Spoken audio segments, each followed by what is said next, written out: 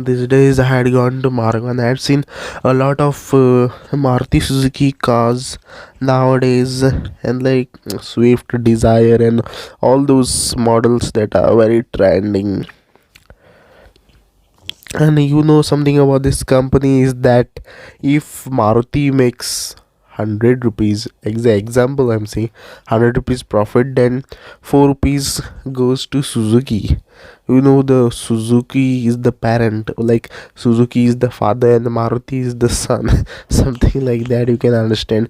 Now a foreign investor is FDI or FII, foreign institutional investor, or foreign direct investment. He has two options: either to invest in Suzuki or either to invest Maruti in India. Maruti is earning more. Maruti is keeping 96 rupees and Suzuki is taking only 4 rupees as a royalty. And also we have some other companies very reputed, like Hindustan Unilever. We know Unilever from British, UK, and Robert Bosch. We have Bosch company here, and PNG, Procter and Gambler. And if you don't have the capacity to read the balance sheet or to identify some good companies like that, I will advise you to buy mutual funds, because some people are there who want to do trading, but the thing you should know is that in India we have some very peculiar and best traders, and those great traders only make 40%. 40% means out of 10 trades, only 4 are profitable, and the rest 6 are loss making trades. So, in order to compensate for this loss making 6 trades, you have to do trades or 4 profitable trades, and in such a way that there is some pressure on you to, so that the profits that you make on those 4 trades should exceed the losses. You should outperform, only then you will be a profitable trader. But I think average traders, or any average person or beginner who tries to do his ratio, will be only 2 out of 10. So sometimes it's very difficult to do trading. And something I want to tell you is about HDFC Bank. In 1991 till today, on an average, it has given 35% returns annually or every month. None of the traders, they come and tell at the general AGM. It's called annual general meeting. They say, Deepak sir, I am very glad to inform you that none of them say that I have made a good amount of money trading HDFC shares, but something the opposite. The long term investors come and they appreciate him, and that they are very grateful that this company is doing well, that they are able to do retirement planning. They get their kids married off, and retirement planning is done, and construction of the house is done, and they got their daughters also married. So these things are achievable. None of the traders, they say that they made good profits in HDFC. Only in long term it is very beneficial. I think HDFC Bank has made 308 times. Can you imagine? 308 times returns. From 5 rupees it went to 3000 rupees from 1991 to, I think, 2022. Now it has got merged with HDFC Ltd. So the bank has got merged with the NBFC Ltd. So I will request you to do a bit lesser trading and to invest more in the long term. Or you may do a SIP. SIP is like a bamboo tree. Like, you grow the bamboos, and you, like, those plantains take a lot of time to come out of the ground and to reach that ground level, and it takes 2 to 3 years just for the shoots to come up, and you can barely see them, and on the fifth year that the tree starts, or I think the bamboo starts growing very rapidly, and you can measurable like 7 inches you can merely measure it. So something related to SIP is that it gives 15 to 16% returns every year after going beyond 5 years. So that you should keep a belief, and you should wait and watch for 10 to 15 years. Wait and hold the fund for 10 to 15 years. And I can give a very good example of Sachin Tendulkar. Is a good cricketer of commitment, talent, and practice. So he played 50 to 60 test matches, but the balls that he faced were 36,000. So the in that balls that were against him, like he played 16,000 runs. So it is so less. So still he's a good player. The same way stock market is like Sachin Tendulkar. You just need to save your wicket. You just need to be there. You just need to cover your losses, stop the losses, focus on the loss, and the rest, the profit, the market will give you.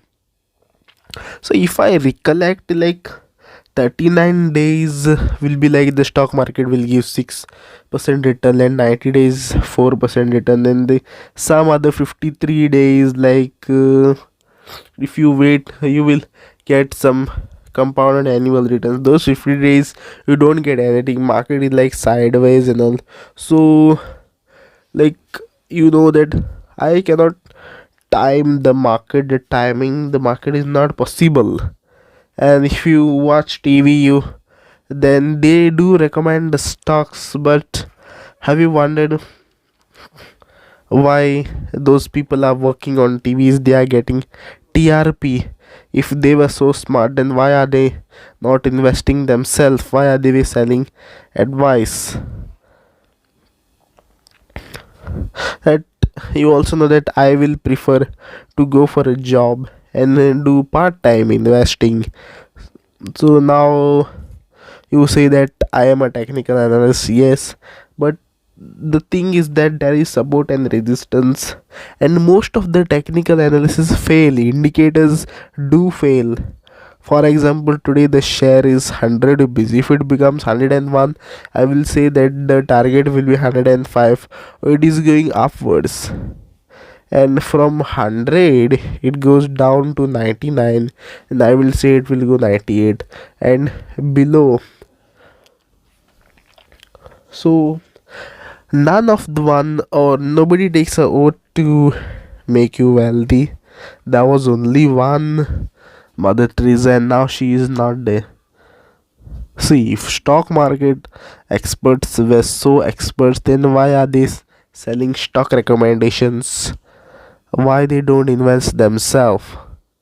Like SIP is like medicine. Like you take the pills, or you take the tablets, or other medicine that is recommended to you or prescribed by the doctor. So you take one pill at a time. So the person who thinks like timing the market is like taking all the pills at a time and taking all the tablets in one go, and like your diabetes is cure. No, no, hell no. That's not gonna happen. It's not gonna take place like that. Things don't go well like such a way. So we have to take pills regularly we have to take tablets according to the intervals. So as with the SIP, so the opportunities that we have, some other countries don't have. So in 2014, the we used to import $500 million oil. So $500 million I'm talking about $1 million, and now it is $80 billion.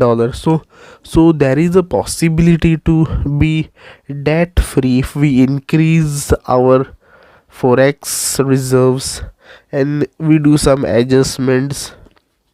Now what happened in the past? In the past we made one mistake in 1993 that made India a poor country, and India has, and oppositely USA has been a very progressive country. India is still a developing country. So what has happened now? What the mistake was is like in 1933 USA was going through recession, great recession, and that they needed cash to recover the economies because there is lot of spending to be done now to get those achievements from the economy. So they approached the Fed. We in India we have RBI, Reserve Bank India. So they have their Fed, and their advisory said that we need to hedge gold to print the notes, and like there was no cash to buy the gold. So they came up, so there was the president, his name was Frank Roosevelt. He never asked the opposition, he never took anybody's opinion, or nor he sat with chai with the opposition, nothing like that. He came at midnight and he announced just 5 words: all American gold will be nationalized. And the market price was $32 an ounce, and the nationalization of gold was like 20 per ounce. So they were making like loss of 12 rupees.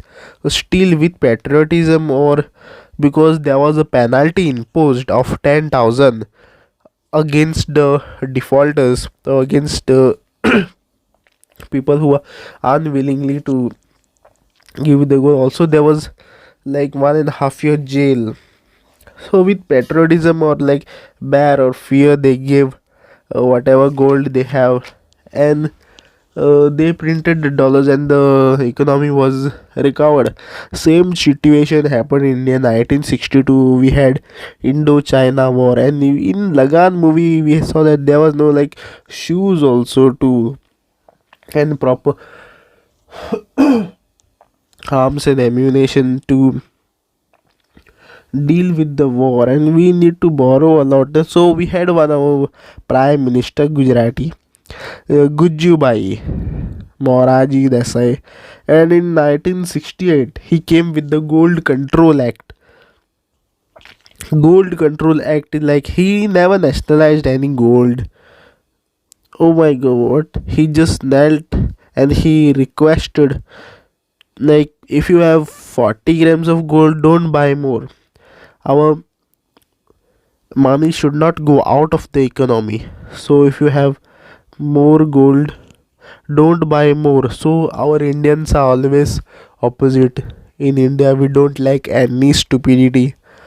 Of course we did the opposite. We started black marketing of gold, smuggling, and all the kala bazar started. And also during the curfew, we know that on 5th August the our prime minister announced that we will give a felicitation to our what is that, healthline workers. We are going to bang the plates, so we are going to clap and make some noise. And the opposite happened. Everybody broke the curfew, and it was like a hell, like a procession that was going through the streets. We actually did something opposite. We were not supposed to do that. Like people were banging their roof tile, the street, the like steel plates that we put, steel roof toppings, and people were banging that nonsense, unnecessary things were done. So the same situation happened with that Gold Control Act also. So for example, we import $201 million, we borrowed $199 million. So like $1 trillion gold was used. And if it was replaced with FD or mutual funds, I am trying to explain this concept with mutual funds. So there is a thumb rule, and I am explaining this concept of capital output ratio. And the thumb rule is that if you invest 100 rupees, you will get 25 rupees in return. That is capital output ratio. So let us assume, because we are economists and we reach to the theories only by assumption. Like over the years, like we accumulated a lot of gold. So if our capital ratio is 1, and so also 1 trillion of gold, then we can make $1 trillion of economy. So what I say that for today, India is 3.1 trillion economy, and if in the past we accumulated a lot of gold, people kept on buying gold for weddings and functions and all these people who do show off, and uh, so we kept on accumulating gold. So if we didn't, or we prevented this from happening, then today our economy would be 5 trillion. So because every time we buy gold, the money is going out. So let us say that, okay, now let me go a little bit harsh. Let us say that we do some settlement with Pakistan and give Kashmir to Pakistan, or let us do some settlement with China and give Arunachal Pradesh to China, and you will call me a traitor or deshdrohi for speaking things like that. And we all have done a betrayal. Yes, we have all done a betrayal by accumulating a lot of gold in investing in physical gold. So we literally lost half of India. Like, we call ourselves traitors maybe. Like, now there is a gold monetization scheme, and this scheme says that there can be circulation of gold only in domestic markets, so the money stays only in India. So one person like Moraji Desai, he committed one mistake, and we are facing the consequences of that mistake. Now Modi ji is there, please support Modi ji, because he came up with this gold monetization scheme, and now India has got independence. So India had got independence previously. So what had happened? There was some act. The name of that act was Enemy Property Act. So people who migrated to Pakistan, their lands were seized by Indian government, and people who immigrated to India, their lands were seized by the Pakistan government. So what had happened, in this process we came across very good companies, and India took hold of this company like Tata Steel, United Breweries, Wipro, uh, and then Slovalis, Podar Mills, India Steam Migration, and the JK Statistics, JK Systems, and their valuation was only 30 crore. Just imagine, it was like only 30 crore, and some companies became zero, like this JK, Podar Mills, Show Alice, it became zero. But some other good company like Tata Steel, United Breweries, Wipro, and till now we are holding those companies. Government is having stake in that companies. From 30 crore today, their valuation is 30,000 crores. So by not doing anything also you can make money in stock market. So we have already bought enough of gold. Stop that. And like, we are backed up by some traditions and cultures, like we get involved in gold only. So I think we should, the replacement is that we can invest in gold bonds and gold glitz, gold ETFs. So like, India has achieved independence, but still 24% of the white people, uh, not white people, like FDIs, are still owning our uh, stock markets, investing 24%. So if we allow them, means if our domestic participation is not happening, then from 24 it will become 51, and things will become bad to worse.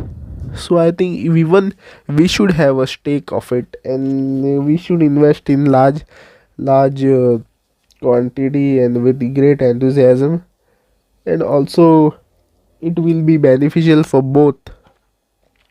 And um, Modi ji is having this dream of making India 5 trillion economy. If it becomes 5 trillion economy, then Sensex will become 1 lakh. Now it is 60,000.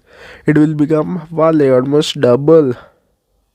So we are profiting in both ways. Thanks for watching this, and thanks for staying tuned and watching the full video. Please give a like. When you give a like, then this video will reach to the interested people.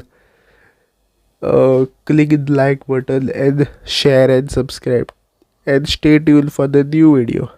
Thank you.